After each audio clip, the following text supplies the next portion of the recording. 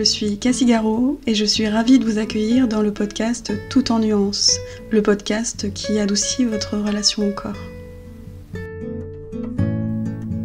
Bonjour et bienvenue. Je suis ravie de vous retrouver aujourd'hui pour cet épisode numéro 1. Comme je l'expliquais dans l'épisode 0, cette séquence est consacrée à ma propre histoire autour de mon rapport à mon corps sous le format témoignage. À l'origine, je voulais faire un épisode unique, mais en travaillant dessus, je me suis rendu compte que ça risquait d'être un peu long et indigeste pour vous comme pour moi. Alors j'ai choisi d'évoquer aujourd'hui quelques sujets de mon histoire, et si le cœur m'en dit, je ferai un ou plusieurs épisodes personnels plus tard. Si j'ai choisi de commencer par me livrer à vous, c'est parce que j'avais à cœur de me prêter à l'exercice que je propose aux autres. D'abord, par souci de cohérence, j'ai pas envie de me cacher derrière ma posture d'animatrice du podcast sans vous dévoiler un peu de mes propres joies, tourments et contradictions, même si les conditions sont un peu différentes puisque je parle toute seule.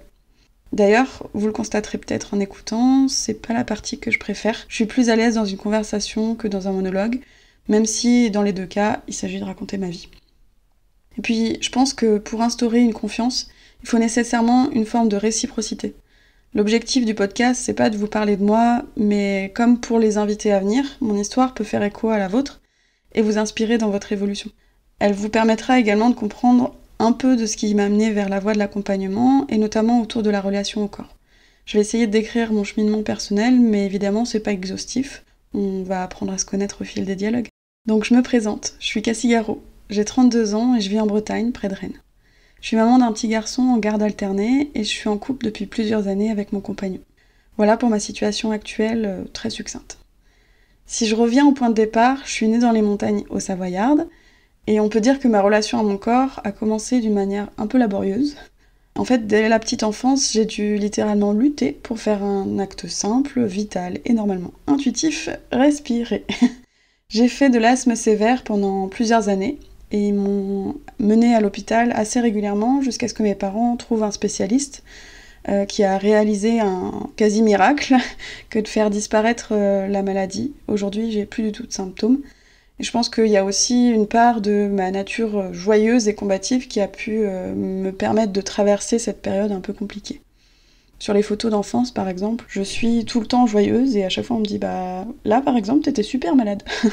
Dans l'enfance, j'avais un corps, disons, standard de petite fille. Et puis les années ont passé et j'ai commencé à prendre du poids. Je suis devenue rondelette, comme on dit. Heureusement, les proches et moins proches étaient là pour me faire remarquer. Ça aurait été dommage de passer à côté. C'est ironique, bien évidemment. Comme beaucoup, c'est passé par un membre de la famille que j'ai pas vu depuis longtemps, et puis qui me glisse un « ah tiens, t'as pris un peu, non ?» Ou alors une fin de repas avec un dessert et qui dit « t'es sûr que c'est raisonnable de prendre une glace après ça ?» Ou alors « les cheveux courts, ça te va bien, hein, ça cache un peu ton visage un peu rond. » Bon, voilà, ce genre de choses. Ça doit être à peu près à cette époque que j'ai commencé à manger des choses en cachette en très grande quantité. Je précise que je tiens pas les autres pour responsables de ce comportement. Je pense néanmoins que ces regards et les mots extérieurs ont participé comme d'autres facteurs, à mon mal-être à ce moment-là, et que mon corps et mon esprit se sont protégés comme ils pouvaient de cette façon. Ça s'est traduit par des aliments un peu au tout venant, en fait, autant du sucré que du salé. Les biscuits, les plats préparés, du fromage. Bon, je suis de la yacht, donc forcément. L'inconvénient dans tous ces produits-là, c'est que ça se voit quand ça disparaît des placards, quand on fait les courses. Et en fait, j'ai fini par trouver une stratégie. C'est-à-dire que je mangeais carrément des carreaux de sucre par poignée. Et ça, on fait pas attention en fait. Ça m'est arrivé aussi de manger des pastilles pour la gorge qui avaient un goût sucré pour le coup. Je devais chercher de la douceur. Et sur ces produits-là, donc on ne contrôle pas au quotidien. Donc si jamais on est découvert, finalement, on se fait gronder, mais une bonne fois, mais pas toutes les semaines, comme ça pouvait l'être sur d'autres produits. Autour de 10-12 ans, je me suis auto-diagnostiquée boulimique, sur la base de ce comportement que je jugeais anormal. Alors c'était caché, mais j'avais quand même, je pense, envie que mes parents comprennent ce qui se passait pour moi, et je cherchais de l'aide. Et je me revois, par exemple, chercher dans le dictionnaire la définition du mot boulimie, et le recopier sur un petit papier, et puis le glisser sous la porte de leur chambre. Le souci avec la définition de la boulimie, c'est que ça disait que, en plus de manger des grandes quantités, on se fait vomir. Et moi, c'était pas le cas, je gardais tout à l'intérieur. Du coup, ça collait pas avec ce que je vivais, pas entièrement en tout cas. Il faut savoir, j'ai une valeur vérité assez forte et ça me rend quasi incapable d'affirmer quelque chose si je sais pertinemment que c'est pas tout à fait vrai. Ce qui fait que j'étais pas forcément ok avec le fait d'affirmer que j'étais boulimique. Et c'est qu'assez récemment que j'ai compris qu'en fait ça s'appelait plutôt de l'hyperphagie. Ce comportement alimentaire, il a jamais été vraiment diagnostiqué, il a jamais été traité non plus par un professionnel de santé. Je considère que je suis plutôt sous-diagnostiquée. Par exemple, pour l'obésité, j'ai jamais été particulièrement suivie. Que ce soit quand j'étais plus jeune ou aujourd'hui, ça n'a pas vraiment été pris en charge, bien que je suis déjà allée chez le médecin pour dire « Ok, j'ai envie que les choses changent, je sens que je suis pas forcément bien, je suis pas forcément en forme, c'est moi avec moi. » Et pendant longtemps, au final, les seuls conseils qu'on me donnait, c'était arrête de grignoter, mange mieux et puis fais du sport. C'est souvent le principe, le sport c'est fait pour faire du poids, on le sait tous. C'est pas pour se faire plaisir, c'est pas pour se dépenser, c'est pas pour extérioriser des choses, c'est uniquement pour perdre du poids, c'est connu. Encore une fois, c'est de l'ironie. Ce qui fait qu'avec ces bons conseils et toute cette théorie, 15 ans plus tard, je pense que je suis en surpoids. Et en fait, moi, tout ce parcours-là, il m'a amené à faire le tri dans les recommandations.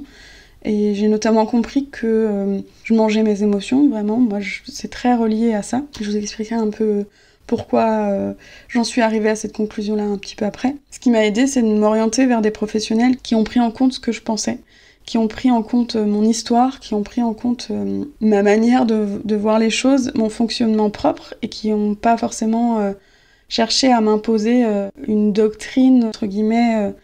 C'est ceux qui ont été à l'écoute, avec qui j'ai le plus progressé. Et ça, je trouve ça très important de le souligner, qu'il y a des super professionnels.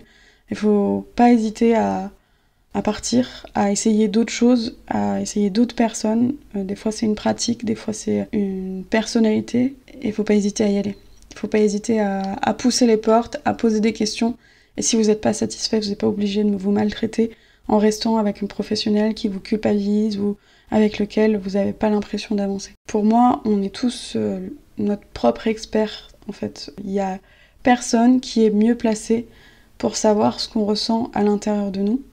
Et c'est une fois qu'on rencontre quelqu'un qui est en capacité d'écouter ce qui se passe et puis peut-être de nous orienter pour mieux comprendre ces choses-là, mieux comprendre ce qui se passe en nous, parce qu'elle peut être experte du corps des femmes, experte de telle ou telle pathologie, et là ils ont des choses à nous apprendre, mais à partir du moment où ils pensent mieux savoir ce qui se passe dans notre corps, moi ça me met un peu un red flag. À part ça, comme beaucoup, la période préadolescente et adolescente a favorisé une image désastreuse de moi-même, au travers du regard des autres, des mots des enfants et même des adultes sur mon corps. Après, c'est aussi passé par le stress de la performance scolaire, les conflits familiaux, les relations sentimentales un peu tumultueuses, voire franchement toxiques. J'ai aussi subi des agressions sexuelles. J'ai aussi travaillé sur mon rapport à la maternité. Voilà, il y a plein d'aspects qui ont fait que mon image, celle en tout cas que je projetais sur mon propre corps, était un peu déformée. À cette époque-là, d'ailleurs, je fuyais carrément les appareils photo. Et je suis devenue une sorte de ninja. J'étais capable de repérer l'objectif qui se tournait vers moi du coin de l'œil, et puis je levais la main en protection. Je croyais peut-être que c'était une cape d'invisibilité, ou alors maintenant ce serait un filtre, j'imagine. Et rétrospectivement, quand je vois les photos de cette époque-là, le peu de photos qu'il y a sur cette période-là, en fait, je me trouve bien. Je m'aime bien, et malgré l'acné et puis le port d'un appareil dentaire pendant quand même une bonne dizaine d'années, je me trouve bien. Je pense que c'est un indicateur que c'est pas la forme de mon corps qui était problématique à cette époque-là, mais c'était vraiment le regard que je portais sur moi et le regard que les autres portaient sur mon corps qui faisait que j'avais une image déformée de moi-même. Si je fais une petite ellipse, vers mes 20 ans, j'en suis arrivée au point où je haïssais la forme de mon corps, autant que ma personnalité d'ailleurs. Je me maltraitais physiquement et moralement, je me scarifiais, je me donnais des coups, je m'insultais, entre autres. C'est pas du tout un exemple à suivre. Mais voilà, c'est un fait.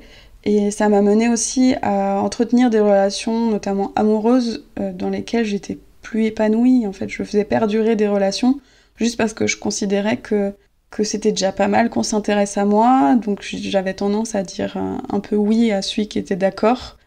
C'est assez rare que je disais non, et j'ai appris assez tardivement à dire non, ou en tout cas à comprendre ce qui était ok et pas ok pour moi. Je pense que à cette époque-là, j'avais aucune estime de moi-même, mais je me rendais pas compte, et j'intériorisais tout.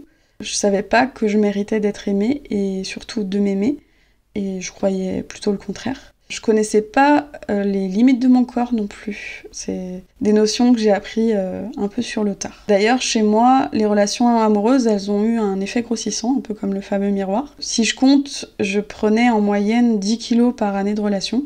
Et je me suis pas rendu compte de ce schéma-là tout de suite. C'est devenu un schéma quand j'ai eu plusieurs relations d'environ 3 ans. Et à chaque fois, c'était un peu le même modèle, c'est-à-dire que je faisais une rencontre, ça se passait bien.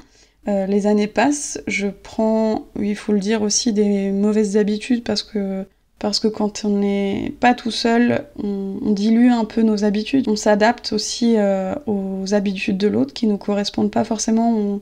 On peut s'amener soi-même à se forcer à prendre telle ou telle hygiène de vie, et que c'est pas toujours ok. Pour le coup, pour moi, ça l'était pas. Et donc, je prenais des mauvaises habitudes qui me correspondaient pas, je m'adaptais, c'était pas forcément la faute de l'autre. Et en fait, je ressentais un mal-être, mais je savais pas qu'il était là, il était un peu latent. Ça me menait à devenir agressive sans trop de raison avec les personnes que je côtoyais, et ça faisait que c'était une relation qui me convenait plus.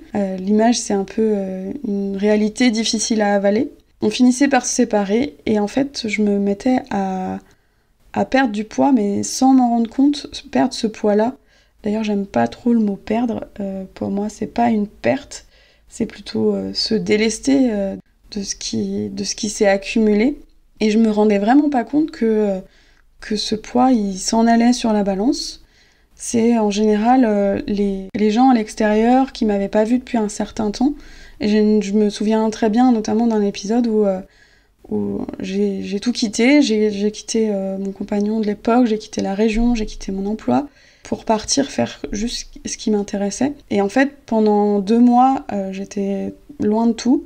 J'ai perdu l'équivalent de 15 kilos en 2 mois, sans m'en rendre compte. Vraiment, je changeais rien à mes habitudes alimentaires, limite c'était pire. Je faisais pas plus d'activité physique ou quelque chose comme ça, vraiment pas un souci. Et pendant ce laps de temps, du coup, mes proches m'ont pas vue, et quand je suis revenue, ils m'ont dit il y a vraiment quelque chose. Et c'est là, en voyant la balance, que ah oui, quand même, il s'est passé quelque chose, mais passé inaperçu, quoi. Et donc la différence, c'était que j'étais seule. J'étais seule avec moi-même, j'étais plutôt heureuse, même si voilà, c'était pas les périodes les plus joyeuses de ma vie, mais je pense qu'il y a quelque chose qui se joue pour moi à cet endroit-là. Le fait est que aujourd'hui, je suis bien avec mon compagnon. Du coup, ça m'embêterait un peu de devoir me séparer de lui pour que mon corps prenne la forme que j'ai besoin.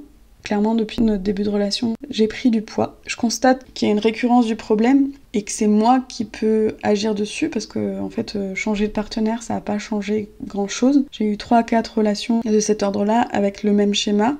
Et c'est pas parce que je me séparais aujourd'hui de lui pour cette raison que ça changerait avec quoi je pars finalement, avec les valises avec lesquelles je pars. Je préfère mettre mon énergie à faire comprendre à mon corps qu'il a pris l'habitude d'être sur un mode de survie quand je suis en couple, et que c'est ok de fonctionner autrement. C'est ok qu'il ait eu besoin de passer par ce fonctionnement-là, mais que maintenant j'ai besoin d'autre chose. Et c'est le travail que je fais en ce moment. C'est un peu mon chantier du moment, si je puis dire. Je pense que intellectuellement, je sais que c'est possible de me poser des limites, de poser des limites aux autres, de respecter mes propres limites, sans forcément que ça passe par le fait de prendre du poids pour mettre de la distance avec les autres, avec mon environnement extérieur. Et cette vision de moi et la situation que j'ai aujourd'hui, qui est un peu plus apaisée, qui se caractérise beaucoup par de l'amour de moi. Mais cette vision de moi et de la situation, elle s'est pas construite en un jour. Le fait que je sois consciente de ces problématiques-là et que je puisse agir dessus, voilà, c'était pas du jour au lendemain. Il y a un épisode en particulier qui m'a beaucoup marqué dans le fait de vouloir faire évoluer ça. C'est un où je me suis retrouvée en larmes de mon placard à vêtements en vrac. J'étais incapable de trouver une seule pièce à ma taille.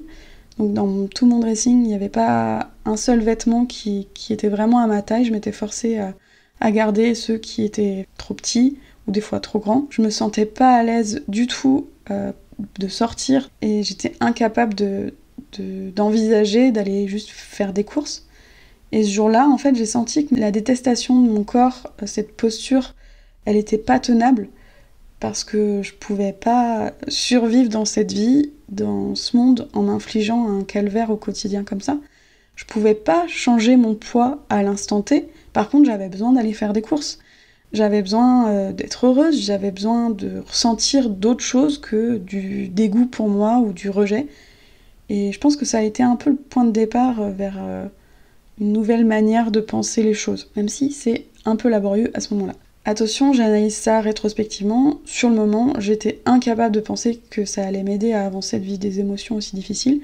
Et je pense qu'on n'est pas obligé de souffrir pour faire bouger les choses, même si je dois admettre que cet événement-là a été quand même un moteur puissant.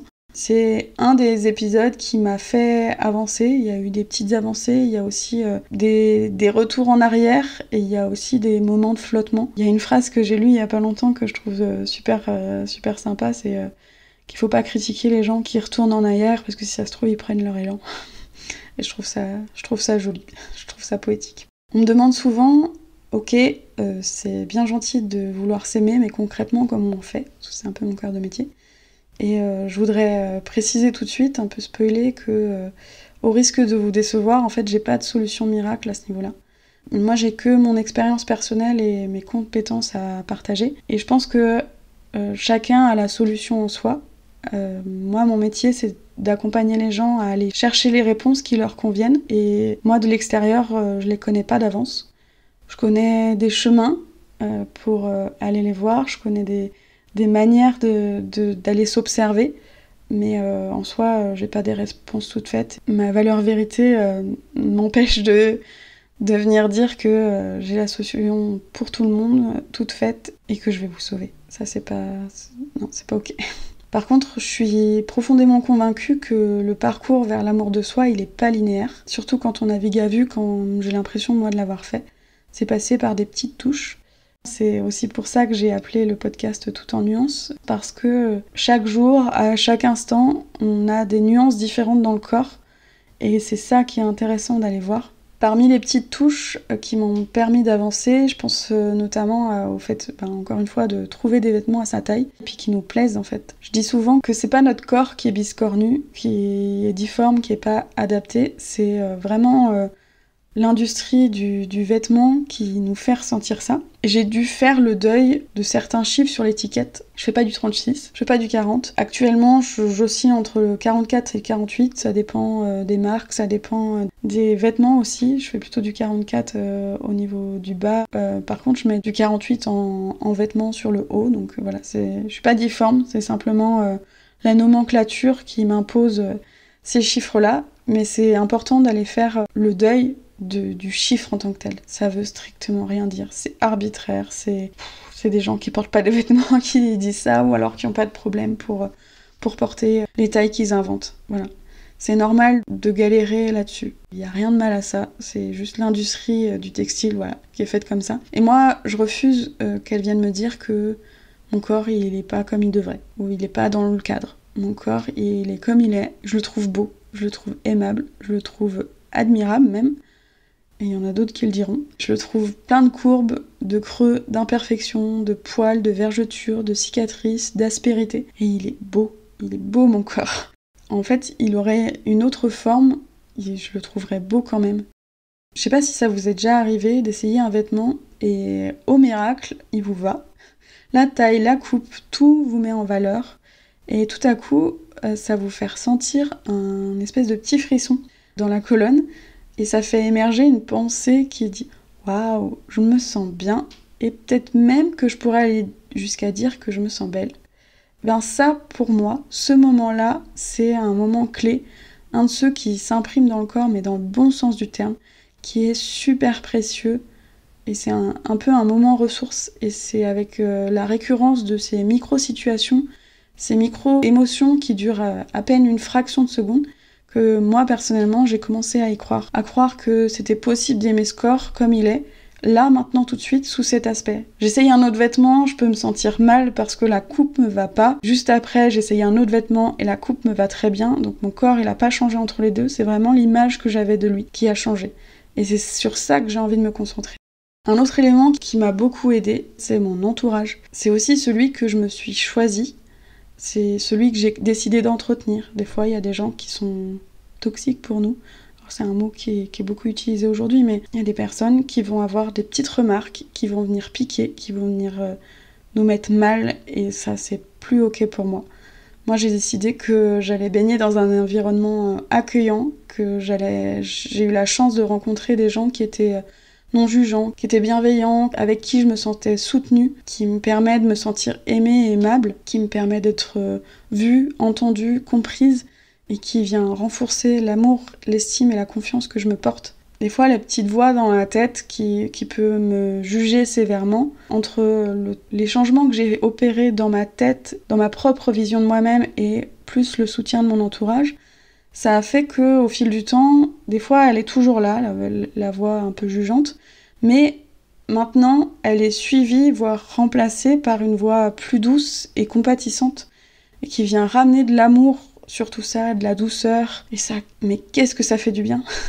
Et puis, je crois que un des événements les plus marquants dans ma vie, en lien avec mon corps, ça a été celui où je me suis retrouvée face à mon miroir. Ça faisait 2 mois que j'avais une rhinopharyngite récalcitrante. J'avais eu une insomnie la veille et j'avais pleuré, et moi ça me fait des valises de panda sous les yeux.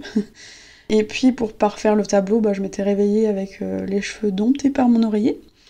Et ce jour-là, je me suis regardée droit dans les yeux devant la glace. Et en fait, la première pensée un peu automatique qui m'est venue, c'était que je me trouvais belle et que je m'aimais. Et alors là, je peux vous dire que j'ai su que plus rien pouvait venir déloger l'amour inconditionnel que j'ai ressenti à ce moment-là pour moi.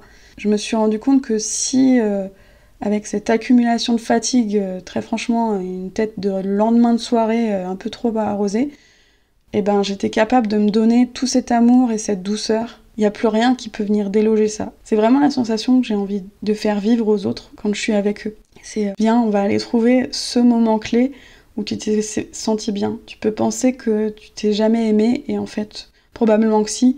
Ou alors si ça a jamais été le cas, viens, on va le créer ensemble, on va te faire vivre cette sensation-là parce qu'elle est folle.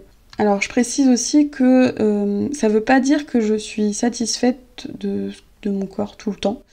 Ça m'arrive de faire la grimace en apercevant telle ou telle partie de mon physique, du genre un bouton d'acné qui s'invite le matin, ou alors avoir des poils sur les jambes ou ailleurs. En soi, je trouve mes fesses un peu trop plates, et puis j'ai un double menton avec des rougeurs au niveau de la peau, et voilà. Bon, c'est là. Ça fait partie de moi. J'imagine que ça a raison d'être. Moi, je pense que mon corps, il me parle à travers ces détails-là, et j'ai juste envie de lui dire que je l'aime. Voilà. De pas m'enfoncer dans un jugement. Lui dire que je l'aime tout entier, dans la forme qu'il a, et de lui dire merci. Pour moi, mon corps, c'est un monde en lui-même, et je trouve ça dingue de pouvoir, à travers lui, vivre la vie, finalement, de vivre des sensations fortes, expérimenter des choses fluides, des choses plus crispées, des choses faciles, plus difficiles. Je choisis d'aimer ce corps et de m'aimer entièrement. Pour autant, j'ai pas envie de m'identifier complètement à lui, parce que la beauté, elle est dans plein de choses, elle prend des formes différentes, et elle est amenée à évoluer. La vie, c'est du mouvement. On vieillit, par exemple, et donc si on s'attache à une image en particulier à un moment, on entend beaucoup « je regrette mes 20 ans » ou quelque chose comme ça, on n'est plus dans le mouvement de la vie. On cristallise une image dans notre tête qui reviendra pas forcément. C'est pas vraiment le sens de la vie. Et moi, j'ai envie de croire que quand je vieillirai, je serai heureuse de vieillir, je serai heureuse de découvrir une nouvelle version de moi, et d'être curieuse de cette version-là, avec des cheveux blancs, avec ces rides qui se creusent et qui sont juste le résultat de ma vie. de mon parcours de vie. Ça me met un petit peu l'émotion. J'en étais où? Je ne sais plus. Je considère que j'ai pas déconstruit l'intégralité des marqueurs sociaux de beauté avec lesquels j'ai grandi. Je suis toujours en chemin. Je sais juste que j'ai une richesse à l'intérieur avec cet amour que je me porte et que chaque jour je suis plus douce avec moi, je suis plus douce avec les gens qui m'entourent aussi, j'espère. Que j'ai de la chance d'être accompagnée par cette confiance et par cet amour que je me porte. Et c'est ça le message que j'ai envie de transmettre, que peu importe la forme que prend notre corps, on est tous incroyablement belles et beaux, et c'est possible de s'aimer sans condition, et j'en suis la preuve vivante.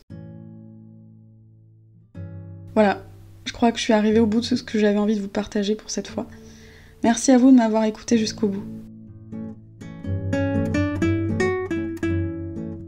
Je remercie aussi infiniment Lionel Onteniente pour avoir créé tout spécialement la musique de ce podcast.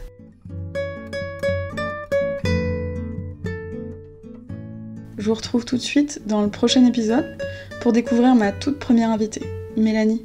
Je suis ravie d'ouvrir le bal des entretiens avec elle. J'ai pris beaucoup de plaisir à vivre cet enregistrement et à le redécouvrir aussi lors de la phase de montage. Et j'ai hâte que vous puissiez découvrir son témoignage. J'espère qu'il vous plaira.